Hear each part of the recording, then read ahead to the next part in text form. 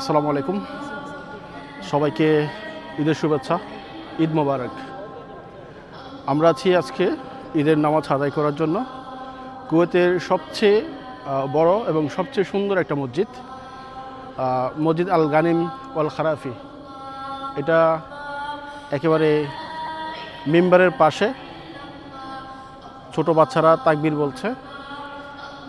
এখনও আসলে ফজর নামাজ আদায় করছি মাত্র, এখনও ঈদের জামায়াতের মানুষজন এখনও আসার পথে সবাই, কারণ কুয়েতে ঈদের নামাজ শুরু হবে 5:56 সো এখন অনেক সময় আছে, সবাই আসতেছে। আর বড় মসজিদগুলোতে একটু তাড়াতাড়ি আসতে হয়, একটু তাড়াতাড়ি না আসলে আসলে জায়গা পাওয়া যায় না।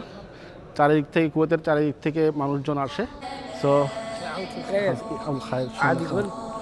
هذا كلم اليوتيوب والتيك توك. شلونك زين؟ الحمد لله. عيد مبارك. عيد مبارك حبيبي. حبيبي. مبارك. مبارك. طيب. الحمد لله تمام. الحمد لله تمام. আল্লাহ খুবই চমৎকার।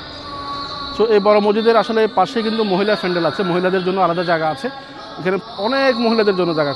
কুয়েতের বড় বড় মসজিদগুলোতে আসলে মহিলাদের জন্য আলাদা স্পেস, বা প্রত্যেকটা মসজিদে আলাদা স্পেস থাকে মহিলাদের জন্য থাকবে, এবং সারা পৃথিবীর মুসলমানদের জন্য দোয়া থাকবে এই পবিত্র রমজানের উছিলায়, রমজান মাসের উছিলায়, যাতে মহান আল্লাহ আমাদের সমস্ত জীবনের গুনাহখাতা মাফ করে আমাদেরকে একবার নিষ্পাপ শিশুর মতো আবার জীবন করার তৌফিক দান করেন।